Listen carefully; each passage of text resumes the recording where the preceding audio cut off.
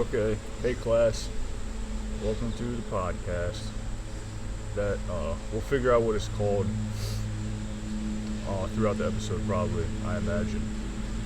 I wish this guy wasn't cutting the damn grass. Yeah, I do too. But maybe the mic, not me, but the actual microphone, it will be good enough to not pick it up too much, and I think it'll be fine. I think it'll be fine too. And speaking of cutting the grass, is America not the only country that gives a shit about that kind of a thing? About lawns? About lawns and gardening is probably universal, but yeah, but that's at least I don't know how it is out west because different. But on the East Coast, at least from actually everywhere on the East Coast, I can think of it. The lawn care phenomenon is nuts. It is, and it's kind of.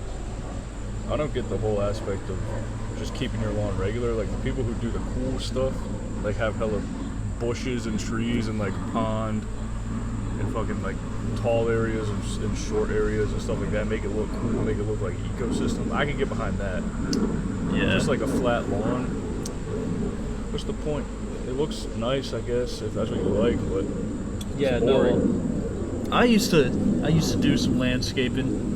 I didn't have my own business or anything. I just had it as a job for another company, and I definitely it's definitely cool, and learning about plants and stuff is pretty damn chill. But those people that have at least in Maryland and I don't know, when we were on tour and we were down in Georgia, all these places kind of look the same on the East Coast. Those upper middle class neighborhoods with the plain looking brick houses that all look the same, and they all have nice little garden bed around their house, and they just have the golf course style lawns out front, and it looks like the suburbs. So maybe it's just the connotation of it that I don't like. Yeah, that's true. I do know it does.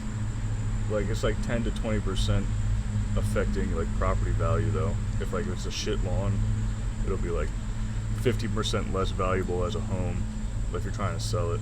Oh yeah, I know somebody I know was we're looking on selling the house.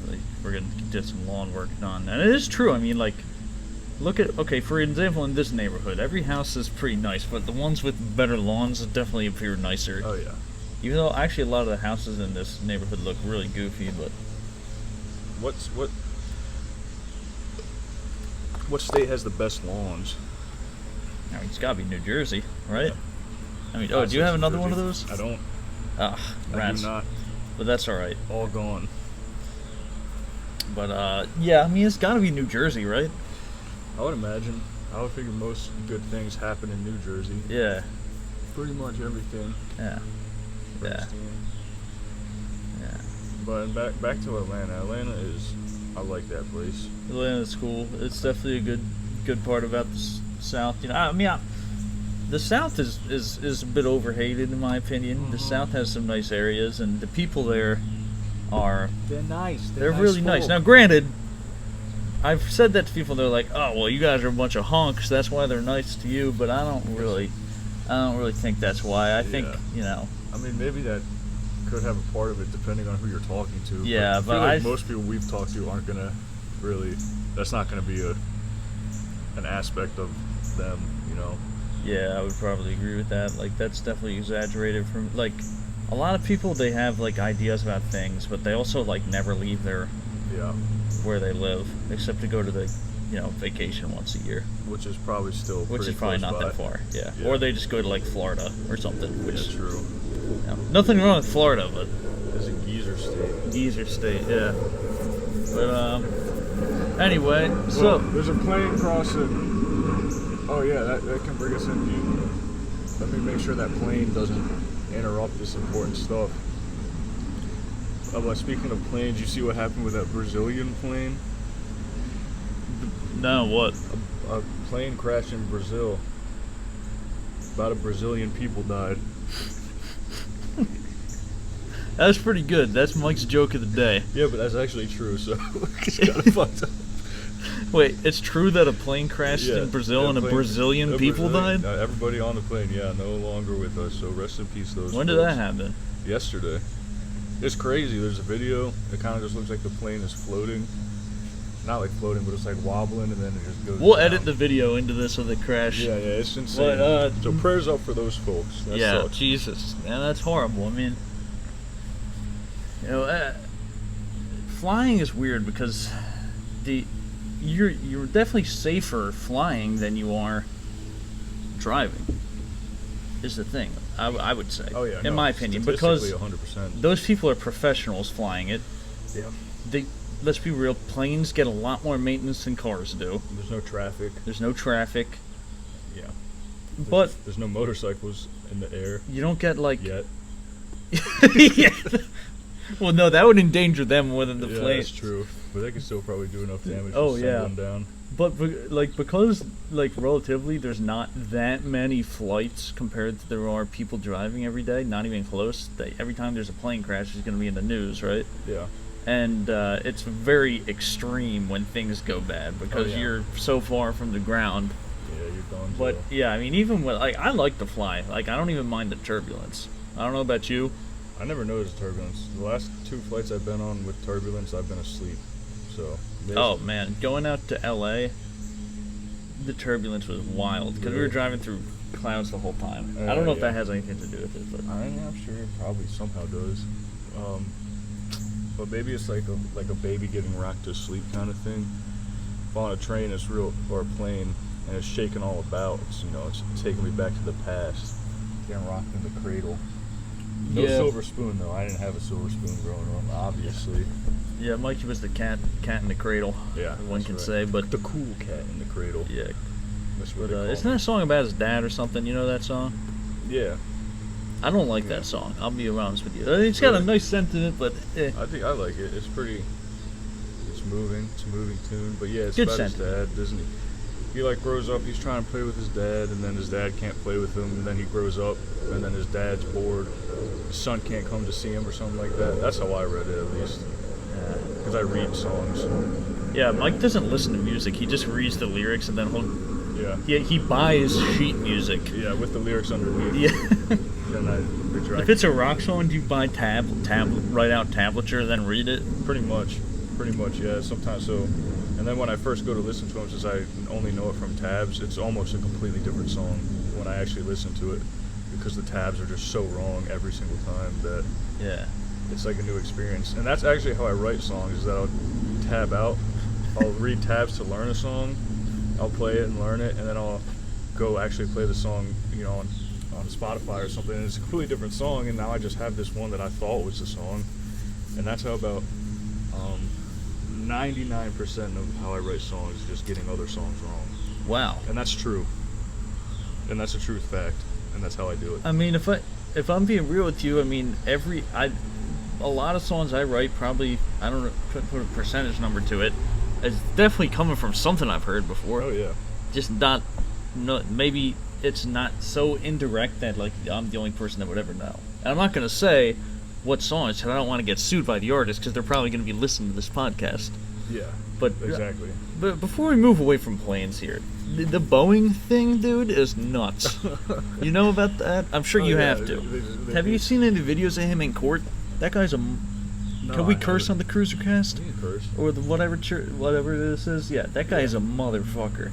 Like the CEO? Yeah, he's in court and he's... Man. Yeah, and, I'll be real with you. In my opinion, usually when stuff like this happens, the government kind of doesn't really like exposing corruption a lot. But even like the people in the government are like, talk to this guy, they're like, you are an asshole. Yeah. Because that's nuts. Yeah, well, he just murks all the whistleblowers who are whistleblowing on planes not being safe to fly. So he's probably caused, at least like distress to a hell of passengers, if not like people getting hurt and dying and stuff. I'm sure has happened. And this guy just goes ahead and kills everybody. But I did see a good meme that was that Turkish guy at the Olympics, the shooter, who just like showed up with no gear and like got silver. Oh, that guy's awesome. Yeah. I saw a meme that was like, Boeing is hiring him to be their new employee relations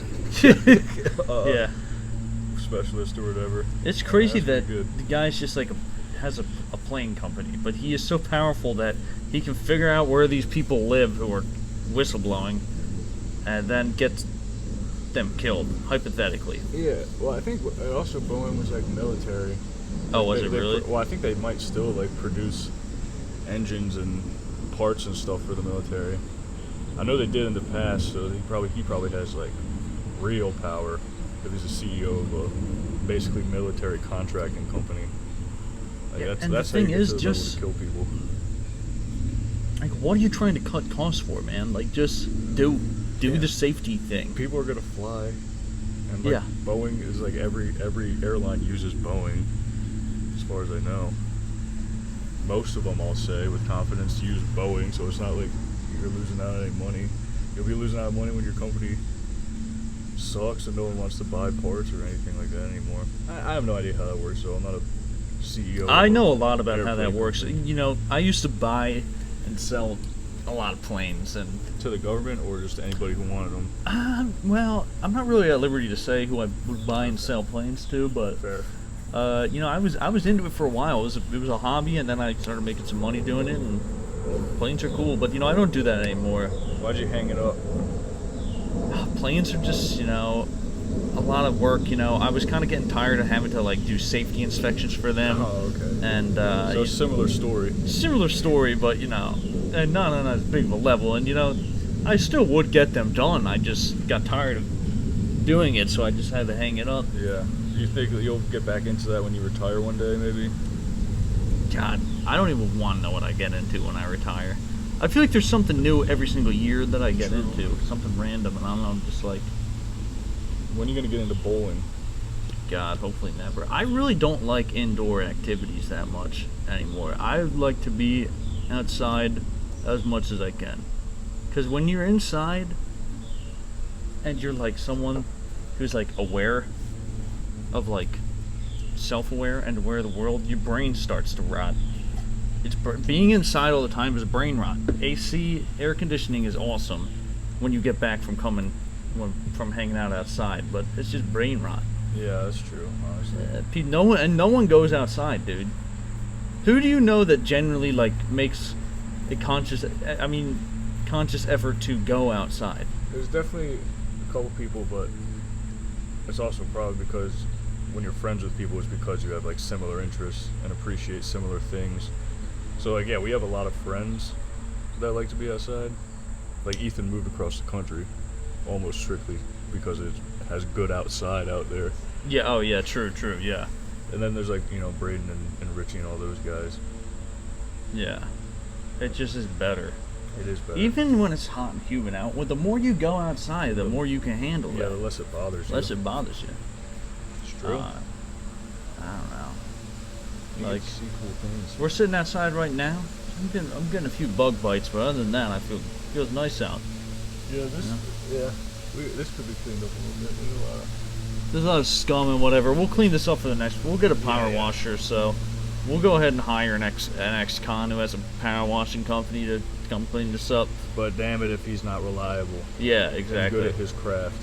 So, by the way, speaking of, you know, we were talking about how you write songs and how you write guitar tabs to purposely incorrect. You know, Yes. and that's 100% true. That's how you write songs. That's 100%. How did the you truth. think? I was listening to an interview with a guy who started. He was one of those guys. Whenever they started doing tab books, I would say probably like the 90s or 80s. Probably 80s, yeah. And you know, a lot of those tab books were very wrong. But Yeah. how do you think tablature and learning from tabs has affected people playing guitar? I mean, I think it can be helpful if you find the right ones. Which, I mean, you definitely can find accurate ones for sure. But how would it, like, if you're only learning from tabs, I think it's better to try to learn by ear and then use the tabs as like assistance. Like if you really can't get this part, then go look at the tab. But I still think just watching a video of somebody playing it is better because you can immediately tell right away if it sounds right or not. Yeah. So, I mean, I don't think it's like extremely detrimental to learn from tabs, but I don't think it should be the only way you learn songs or learn how to play. Because there's just better and honestly more efficient ways out there.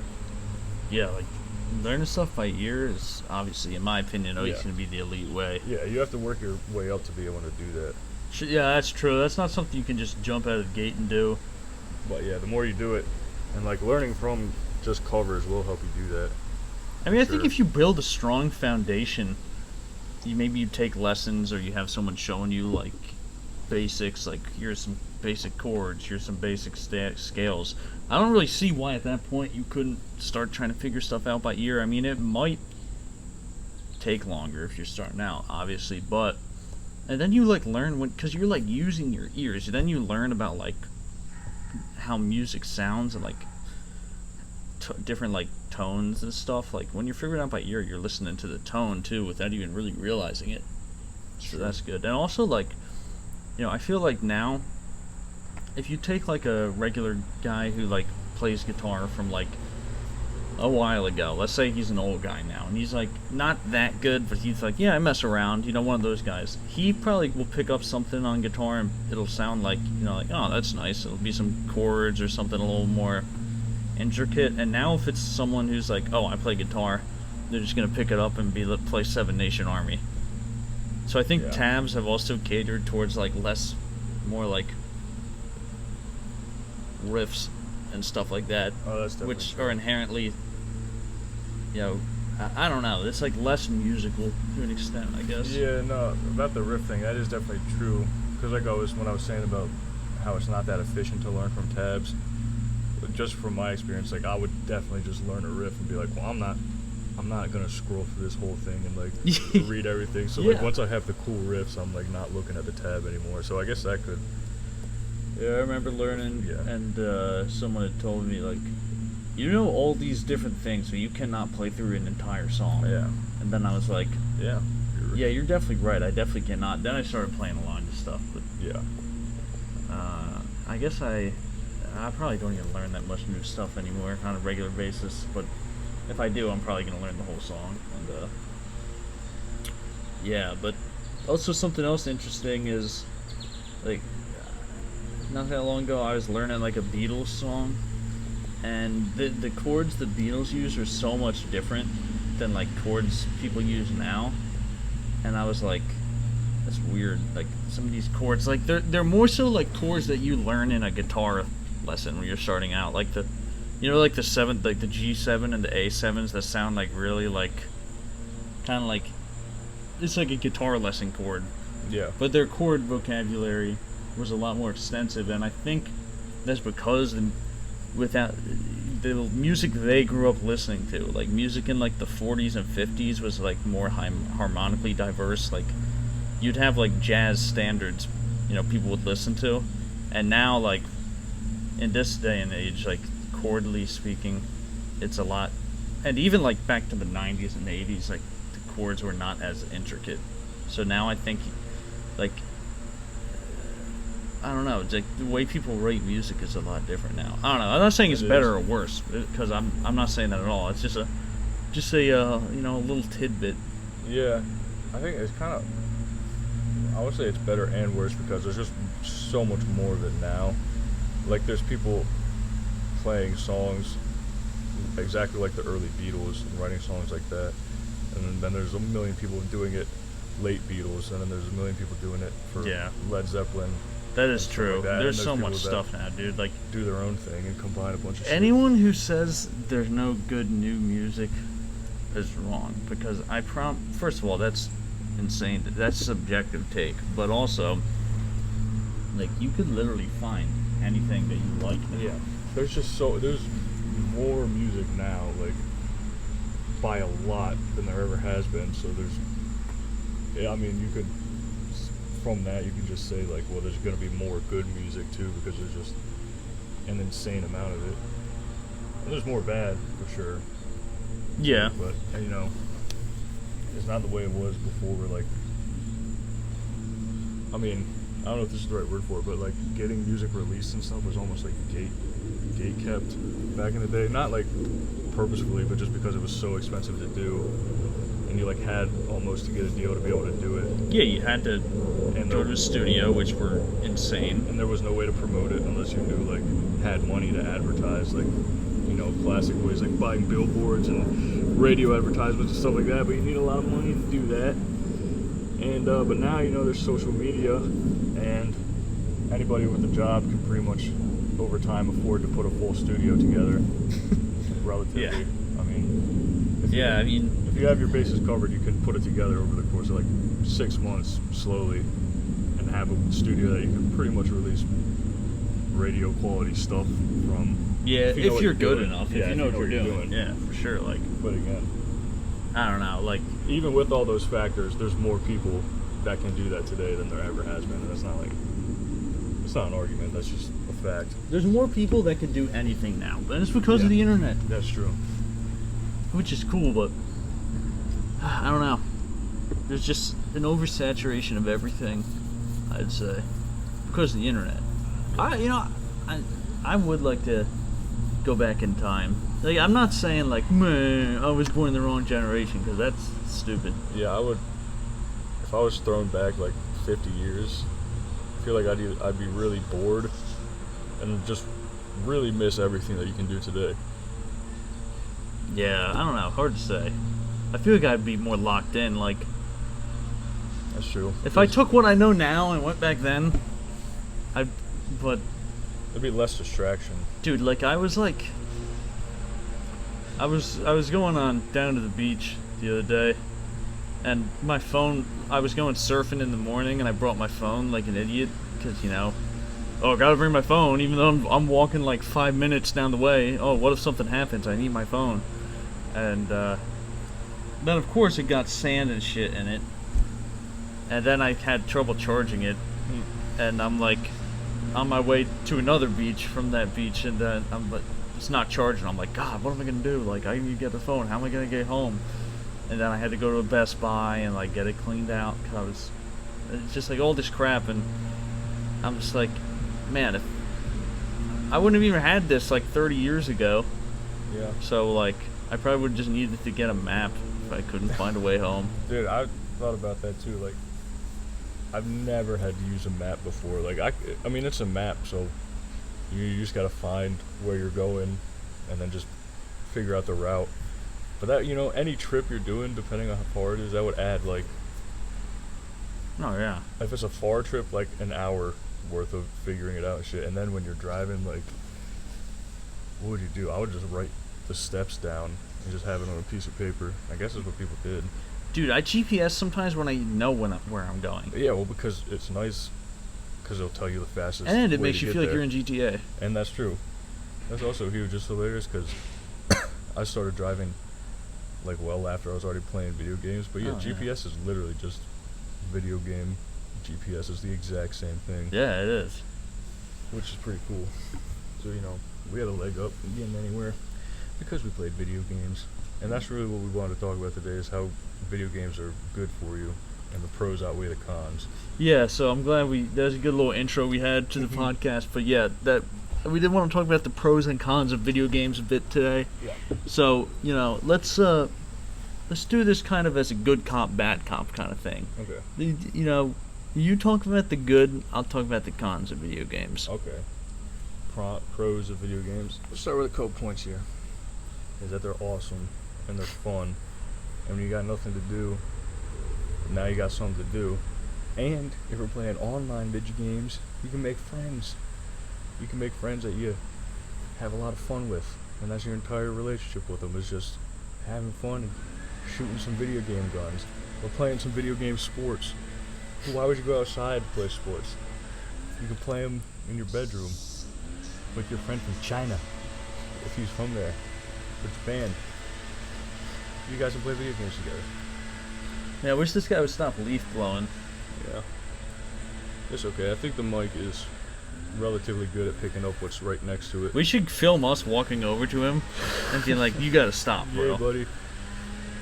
We're recording a podcast that we haven't even figured a name out for yet. And it's episode 3. This is the Scummy Church podcast. This is not the Kruisercast. No. It's Scummy Church. Yeah.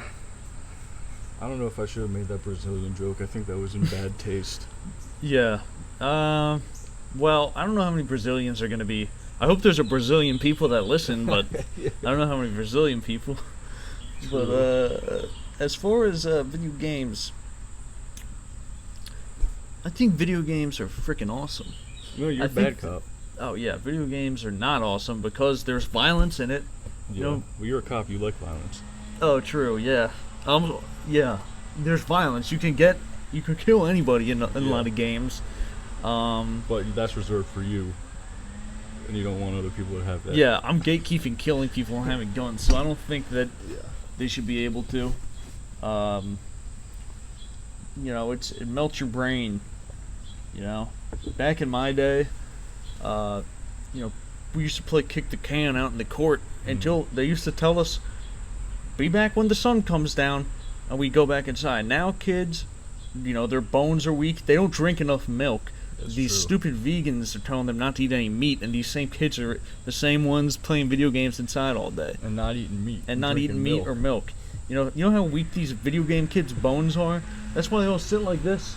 Because they're playing with their controllers all day. And their bones aren't strong enough to even hold up the controller. Yeah, they barely... Before you know it, they're playing video games like this because their arms can't even hold it. So that's why I think video games are bad. I think... You know, I don't think video games are bad. But I think video games are bad. No, I understood by what you were saying. And even though I was kind of chiming in, oh, my freaking truck. Anyway, yeah, I wish these people wouldn't drive past the street. Yeah. What's up with all this stuff happening outside? Yeah, the squirrels. Wait till the dogs randomly come out and then tip over the tripod. Oh, that'd be cool. The dogs. Alright, anyway, what was I saying? Oh, yeah, what? You were saying how video games are good, and I was saying how I disagree. The moral of the story is what we're saying is that kids shouldn't play video games. Video games should be for adults only. Ooh. You know?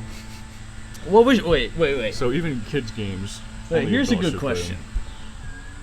What was your first M-rated game? M-rated? Yeah.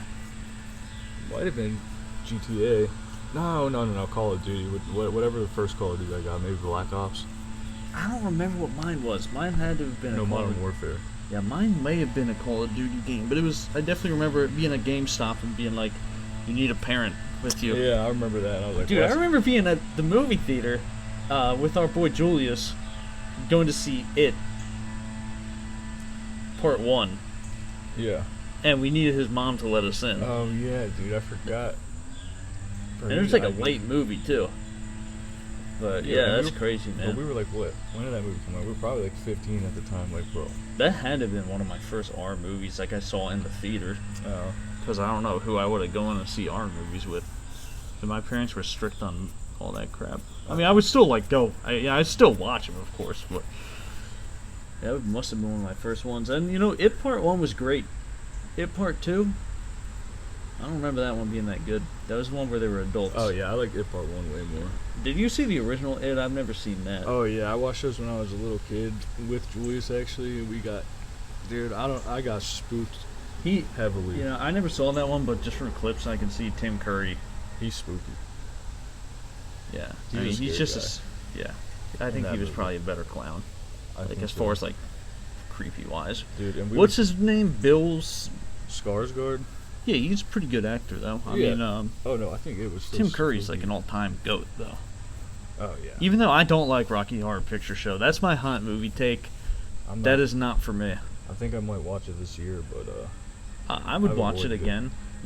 I've never seen it, but I've heard a lot of songs, and the main reason it has a bad taste in my mouth is because my mom has that one song from it. Time Warp? Yeah, bro. Yeah, I knew your mom liked that one. On her Spotify. Well, she has like a bunch of them, but that one in particular, I just think was so annoying, and I've heard it so many times. I've been like, oh man, I don't want to hear this. That movie is how Meatloaf picked up his career. Fun fact. And by the way, Meatloaf, here's a fun fact. Loved Meatloaf. He loved Meatloaf. Apparently, you know that one album he has? I guess it was his first, kind of like his only album, like that anyone gives a shit about. Yeah, Bad Out of Hell. That album was, he produced, you know who Todd Rundgren is?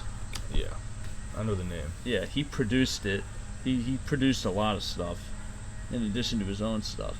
And it was supposed to be like a Springsteen, kind of like a spoof on him. Huh. Like, I guess just the way he wrote songs, it was like like really not like a theatrical like in a prog way, but more in like a just like a strictly like writing kind of way, like. And I guess Todd Rundgren thought that was cringe, and he was like, "I'm gonna make a spoof on." Even though you listen to Todd Rundgren and like, what else he produced? oh man, he's a really good producer. Yeah, I knew he did New York Dolls, self-titled. I don't know if you know that one. That one probably doesn't get as much credit as it deserves nowadays. That was like really, it was a glam rock album, but it was definitely influential to punk as well. Oh god, what else did he do? He did a Hall & Oates album, like an early one. He did an XTC album, I believe. He might have done a few by them. God, what else has he done? Obviously all his own stuff. God, I think I'm missing some. But he's a good producer. He definitely is varied in his approach. Matter of fact, I'm gonna look it up. Oh, now I'm curious. Todd Rundgren. What was the Rocky IV Russian guy's name? Dolph Lundgren. Dolph Lundgren, yeah. What if he was producing music? He actually produced the Flying High Now theme for Rocky. That was him. Yeah. Yeah, dude, Todd Rundgren has, like, he's one of those guys who are, like, you know, he's got like, a few big hits, but, like, he definitely has, like, a pretty intense fan base. Oh, yeah. I've tried to get into him. A lot of it, I'm just like, eh. Grand Funk Railroad. He did a couple albums by them. Badfinger. That was my Cheap nickname Trick. in high school. The Tubes. Bad Religion. Wow, that's random. So, like, not a ton of stuff, but, like, significant stuff he's done. Psychedelic Furs. The Tubes. Yeah, definitely pretty solid production credits. I'd probably like him as a producer more. But yeah, back to Meatloaf, he was he was trying to make so much like a Springsteen parody that he even has like a lot of the E Street Band playing on that Meatloaf album. Like I think the piano player, the bass player, and the drummer are all on there. Which, you know, they're all great players, so. But yeah, that's a little Meatloaf fact. Meatloaf. Yep. That guy was quite the fella. Rest in peace. When he Great died singer. just a couple of years ago, right? Did Meatloaf die? Yeah. Yeah, for sure. I didn't know that. Yeah. Yeah. Have you ever seen that video of him at Mitt Romney? It was like a Mitt Romney thing. No. And he was singing, probably the worst singing I've ever heard in my life. And I don't know, like, it's so bad that, like, I almost think he was trolling him. Damn. He might have been. Meatloaf strikes me as an Obama guy, so he might have been trolling. Yeah. Now, look. Do you remember that election?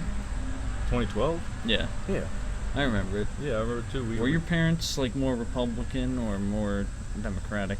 I might have been living in a house divided at the time. I don't remember my dad's opinion very much, but I know my mom was Obama, and I wanted Obama too. Teachers tend to be very liberal a lot of times. Well, see, now the thing is, I would not call her liberal. She is strictly Democrat. No. But she's not liberal. Oh, okay. Yeah, that is the thing that the people don't realize that like there's a difference between the terms. But yeah, I don't remember. Honestly, my parents would like not tell us who they're voting for. Well, actually, I remember. Which I think is smart in retrospect. No, Kurt votes for Ted Nugent every year, supposedly. Yeah, Ted Nugent. So that's who he was voting for. Dude, I was at the gym the other day. I had on some Ted Nugent, man. He's a guy that exists. He is one of the of all time. He is one of the of all time. He has a cool guitar. Yeah, no, I don't know. Cool I mean, outfits. hey, the guy, he he believes a certain thing and he rides by it. I respect that. And he rocks. And he freaking rocks. Dude, Ted Nugent was a sick guitar player. He kills it and grills it, man. Yeah, I love Ted Nugent. It's like whatever his classic stuff is, like Wango Tango. That's such a great song. He stole that riff from me, actually. He also has some of the most perverted lyrics I've ever heard in my life. Like he has a song called "I Am a Predator." There's a good one. Yeah, especially based on the rumors Yeah, which he says is not true. I'll just take his word for it. Yeah, I guess. Yeah, I don't know. Wasn't he on Joe Rogan and he was like talking about it and he was... There's one... He's been on the show a couple times. I don't think I've ever listened to him on it. He just gets like fucking pissed, Ted Nugent. Like they were arguing about... he's definitely not that unhinged. Okay. But probably a little bit more like boomer-ish. Okay. I don't want to say anything bad about Uncle Ted because, you know, I do like Ted Nugent. Like, genuinely enjoy his music a lot. He's a rocker. Yeah, if he ever wants to collaborate, I don't want to burn any bridges by talking politics on the Scummy Church podcast. That's just not going to do that. But, yeah, he's definitely a bit of a boomer. Yep, which, you know, he can't help. Yeah. But, dude, he just got, like, his own... He's kind of living the dream, man. Like, he's got his own place in Texas. That's the dream. I'm pretty sure he, like... I don't think he really eats anything that he doesn't grow or hunt. Yeah, that's which cool. is pretty awesome. That part is cool. And I've never been hunting. I'd love to go. If I was gonna hunt with anyone though, it definitely would be Ted Nugent. Yeah, I'd go with Ted. Yeah, you kidding me? He'd probably give me some great life lessons along the way. I've never been hunting, but I've allegedly shot squirrels and birds with BB guns in my past when I was a younger man. Oh yeah, a child. Yeah, I think they call them. Yeah, I used to mess around with the BB gun as a kid. Yeah, some birds can take a lot. Oh yeah, dude, BBs, you know, they're not that. They don't really do anything. I mean, shit, I definitely don't want to get hit. You could die from a BB gun if you're a person. You get hit in the right spot, I'm sure you could. Oh, probably. Like But, right through your eye. Now all the gun nuts are gonna be commenting, telling us how, you know, there's gonna be a Brazilian gun guys telling us how we're wrong. By the way, man, I got a few Bass Pro gift cards. I gotta make my way over there. Okay, comment below what I should get from Bass Pro Shop. We should save them until we get to the one in Memphis. That's a pyramid. Oh yeah, dude, that would be good. I heard that's crazy in there. I heard it's like part of it's an aquarium. Shit. Redneck Mecca. I actually would like to go there. That would be pretty cool. But that's in Memphis. I thought it might have been in like St. Louis because it just has kind of like Midwest written all over it. I think it's in Tennessee. I'm pretty sure it's Memphis. Yeah, I think you might be right. That's cool. We should climb it. Yeah, but buy high, heavy grade fishing line and use the fishing line as a grappling hook. Dude, did you see that video that our good friend T. Delix posted on his story the other week, where it's the guy, you know those TikToks they make where it's like a top 10 list and it randomly generates it and you have to put it in a spot? Yeah. And it said top 10 villains and the guy was like, Jaws? Now he ain't a villain. They're swimming on his property. And the funniest one though is Gru comes up and he's like, now Gru, I'd like to give another fellow, what do you say, another bald-headed brother a higher rating, but his crew is garbage. Fuck the minions. It's true. And it is kind of true. His crew fucking... Yeah, the minions are great, but they're fucking horrible at their job, man. Like, God. I never saw those movies. No, I saw one in, like, 5th grade that we watched in school. Yeah, the first Despicable Me was a classic. The second one was pretty good, too, but I don't really watch them. Actually, no, I did watch part of the third one, because Gru has a brother named Drew. Nice. And he just looks like Gru, but with, like, a blonde toupee. Which I thought, that's pretty funny. That's funny, honestly. But as far as kid movies go, like, the ones that hold up the best, definitely the Pixar ones, right? Oh yeah. Like, Toy some Story. of the Pixar ones are pretty deep. Like that movie Soul. Oh, I never saw it. I do want to see that one. You should definitely check it out. He's a saxophone player. Yeah, he fucking just dies in the. I mean, That's no crazy. spoiler alert, I guess. I but saw the trailer. I think. Yeah, and then that movie Coco. There's another pretty good one too. That kid's a rocker, actually. So yeah, no, that's why I see that one. But I just that's a good one. Up. That movie was really sad at the beginning. Yeah, but he gets his dream. Yeah, no, he does pretty well. The first two Toy Stories, Cars. Cars is great. Now, look? Cars 2, there was a bit of a controversy in the movie theater. There's a guy eating beans. Maybe he shouldn't have been. I don't know. I don't want to get into. I don't want to get into. That's also why I've never seen that movie, because I don't want a similar fate to befall me. Yeah. I'll be watching Cars 2 in public and someone catches me eating. Well, you would of beans. course never do that. No. Yeah. Of course not. No. Well, I will say, today's a pretty big day. those of you that are just listening to this randomly somehow and don't know that we're in a band called Kruiser, first of all, would be awesome if you just found this and somehow didn't know who we are. That would be Impressive. pretty And if you made interesting. it this far in. Yeah, if you made it this far in. But we got a new song out today called Pretty Dirty. And, you know, I like it. Now, Mike, you wrote pretty much the entire thing, I'd say, except for the bridge. This is the only contribution not made by you. Yeah. But, I'm excited for it to be out. Yeah. What do you think? Give us a little tidbit, like, you know, what do you think about this song? What does it mean to you? What do you like about it? What do you think it gives to the, you know, Kruiser lore? You know, what does it add to the Kruiser lore? Maybe. I think it's a little different than a lot of stuff we release, but it taps into more like the southern rock kind of thing, maybe a little country, and then with the vocals are pretty R&B, so it kind of pulls from that whole thing, which is all just in general kind of soul-y. So it's kind of like a Kruiser soul style song, a little bit modern, and yeah, it's pretty old. Wrote it a while ago, and it's it's kind of a sad song, but then by the end it tells like a story. It's supposed to be like happy at the end. Like the last line is like, "Oh, thank God we never gave up," or whatever. Is that the line in the song now? Oh, dude, I forget. Yeah, that was, I think, the original line. So even if it's not that, it ends, and it's like, oh, it's a good song. Or a good ending. It's definitely something like that. Yeah, but it just kind of tells a story. Yeah, I like the song a lot. It's someone was telling me, like, when we first writing it, they're like, oh yeah, it's a country song, and I'm like, it's kind of more like a Motown song. Like it, not even, I mean, the vocals for sure, but also like the progression. Like it's like, it definitely pulls on that southern rock thing. 'Cause I think that's probably, you know. There's a cicada. What the hell is he doing out? Oh God, dude, is that a cicada? I think. Anyway. No, I think it is too. What the hell? What are you doing out here, bud? Let's hope that guy doesn't get anywhere near the mic. Oh, yeah.